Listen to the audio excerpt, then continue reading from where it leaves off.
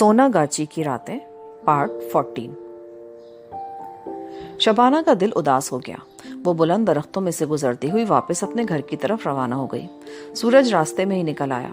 ढलानों और छतों पर बर्फ के टुकड़े तुलू होते ही सूरज की सुनहरी रोशनी में सोने की तरह चमकने लगे। 1 घंटे बाद वो गाड़ी में गजाला के साथ बैठी सनी बैंक से नीचे उतरकर लाहौर की तरफ जा रही थी। लाहौर पहुंचकर शबाना की जिंदगी फिर उसी डगर पर चल निकली, मगर वो राहील के ख्याल को एक पल के लिए भी अपने दिलो दिमाग से झटक नहीं सकी थी।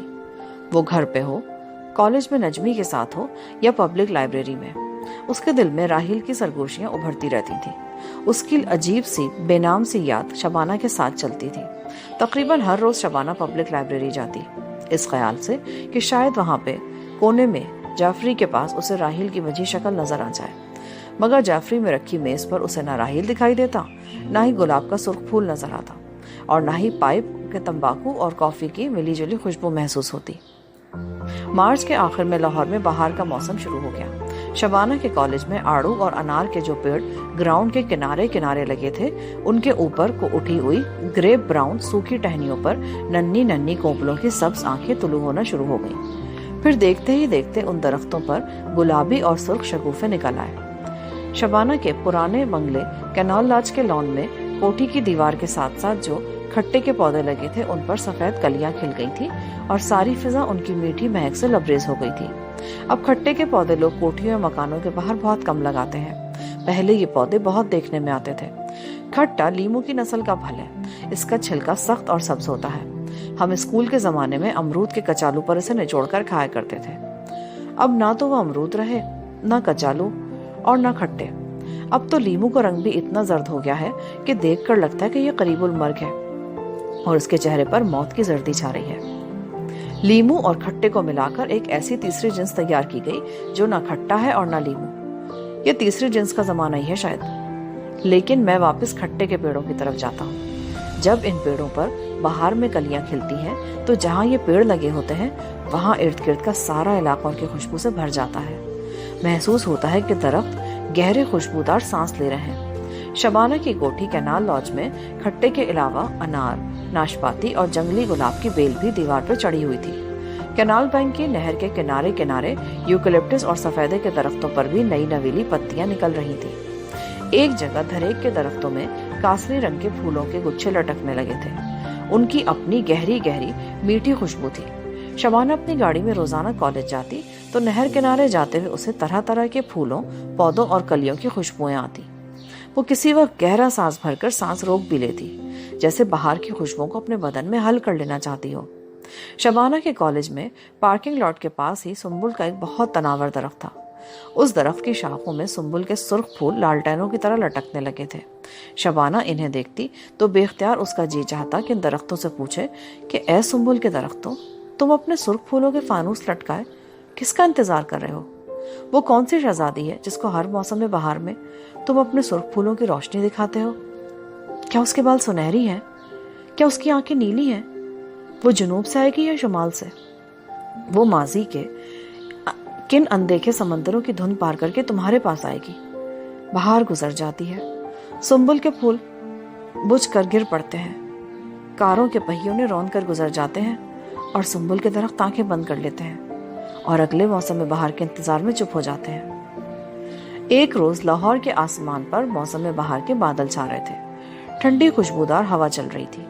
4 बजे की चाय उसने अपनी अम्मी और बहन के साथ पी और फिर गाड़ी निकालकर नहर के किनारे किनारे शुमाल की तरफ चल दी।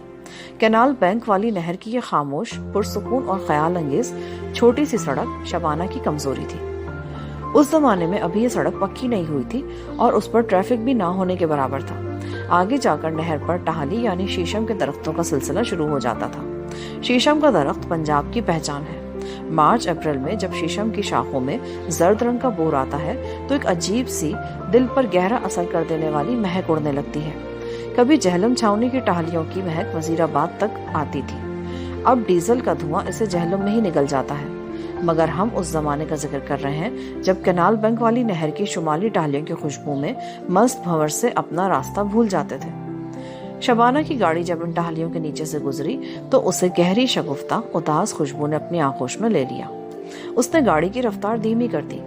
اب اس خوشبو میں اس گھاس کی مرطوب مہک بھی شامل ہو گئی تھی جو نہر کنارے آدھی پانی میں ڈوبی ہوئی تھی۔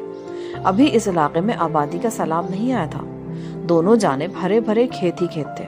شبانہ دھیمی رفتار سے گاڑی لیے جا رہی تھی کہ اسے ایک جگہ بڑی نہر میں ایک چھوٹی نہر نکل کر بائیں جانب کھیتوں میں جاتی نظر آئی۔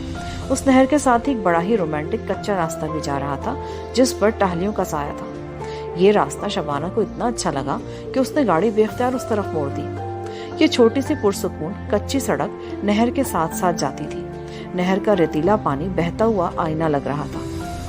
بادل جھک آئے تھے اور دن کی روشنی بادلوں کے ٹھنڈے سایوں میں سمٹ سی گئی تھی۔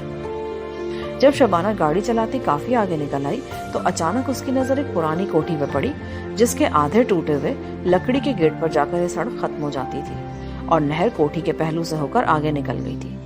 شبانہ نے پہلے یہ کوٹھی کبھی نہیں دیکھی تھی۔ یہ پرانی وضع کی ایک منزلہ بوسیدہ سی کوٹھی تھی جس کے گرد گول دیوار بنی ہوئی تھی۔ اس دیوار کو جنگلی بیلوں نے چھپا رکھا تھا۔ کوٹھی کے وسیع لان میں بھی شیشم کے اونچے اونچے درخت کھڑے تھے۔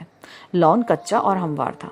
شبانہ نے گاڑی گیٹ کے پاس لے جا کر اسے روکی تو اچانک اسے ایک عجیب سی خوشبو محسوس ہوئی۔ اس کا دل ایک پل کے لیے زور سے دھڑکا۔ اس نے گاڑی ٹہلی کے درختوں میں ایک طرف کھڑی کر کے انجن بند کر دیا۔ غور سے پرانی کوٹھی کے برآمدے کی طرف دیکھا۔ برآمدے کے محرابی ستونوں پہ عشق پیچا کی کاستی پھولوں والی بیلیں بے ترتیبی سے چڑھی ہوئی تھی۔ صاف محسوس ہوتا تھا کہ کوٹھی عرصے سے ویران پڑی ہے۔ شبانہ گاڑی میں سے نکل کر آہستہ آہستہ قدم اٹھاتی برآمدے کی محرابوں کے پاس آ گئی۔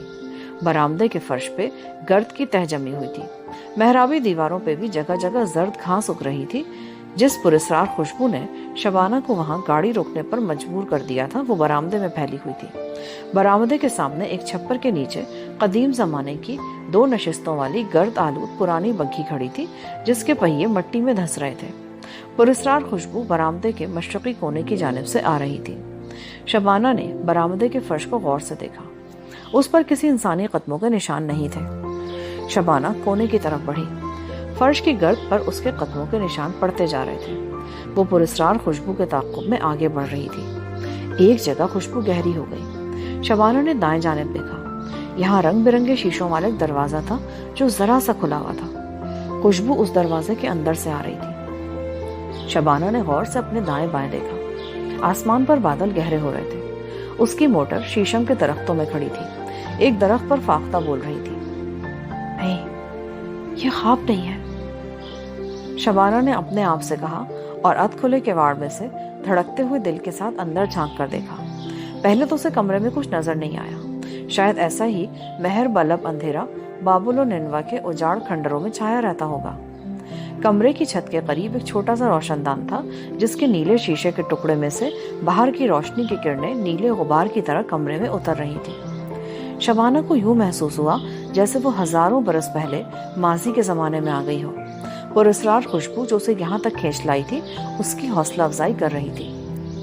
وہ کمرے میں داخل ہو گئی۔ فرش پر نامعلوم کس رنگ کا قالین بچھا ہوا تھا۔ پراسرار خوشبو یعنی وہی پائپ کے تمباکو کی خوشبو نیم روشن فضا میں رچی بسی تھی۔ اب اسے اندھیرے میں چیزوں کے خاکے ابھرتے نظر آئے۔ ایک گول میز ٹھنڈے بڑے آتش دان کے پاس رکھی تھی۔ میز پر کوئی گلدان قسم کی شے پڑی تھی۔ شبانہ میز کے قریب گئی تو اس نے روشن دان سے آتی ہلکی نیلی روشنی میں دیکھا۔ چھوٹی گول میز پر گرد کی ہلکی سی تہ جمی ہوئی ہے۔ درمیان پر سیاہ رنگ کا چھوٹا سا گلدان پڑا ہے جس میں گلاب کا سرخ پھول سجا ہے۔ شبانہ نے اپنی نازک انگلیوں سے گلاب کے پھول کی ریشمی پنکھڑیوں کو چھوا تو اسے پائپ کے تمباکو کی خوشبو اپنے بالکل قریب محسوس ہوئی۔ اس نے پلٹ کر دیکھا۔ ادھکھلے دروازے میں اسے راہیل دکھائی دیا۔ اس کے ہاتھ میں پائپ تھا اور کمرے کی نیم روشنی میں اس کا چہرہ پوری طرح دکھائی نہیں دے رہا تھا۔ اس کا دل جیسے کسی نے اپنی گرم مٹھی میں لے لیا۔ پراسرار راہیل اس کی طرف بڑھا۔ وہ مسکرا رہا تھا اور اس کے سفید ہموار دانت موتیوں کی طرح چمک رہے تھے۔ شبانہ کو اس کا یونانی ناک اور کنپٹیوں کے ہلکے ہلکے سفید بال صاف نظر آ رہے تھے۔ اس نے شبانہ کا ہاتھ اپنے ہاتھ میں لے لیا اور سامنے والی دیوار کی طرف اشارہ کرتے ہوئے گہری آواز میں بولا، اس طرف ایک دروازہ ہے جو نیلے انگوروں کے باغ میں کھلتا ہے، میرے ساتھ آؤ۔ شبانہ پر جیسے اس کی شخصیت نے ایک طلسم ستاری کر دیا تھا۔ وہ کمرے کی دھندلی فضا میں اس کے ساتھ سامنے والی دیوار کی طرف بڑھی۔ وہ حیران تھی کہ اس کمرے میں کوئی اور بھی دروازہ ہے۔ راہیل نے دیوار میں بنا ہوا چھوٹا سا دروازہ کھول دیا۔ یہاں پر پارٹ 14 کا اختتام ہوتا ہے۔ آگے کہانی سننے کے لیے پارٹ 15 سماعت فرمائیں۔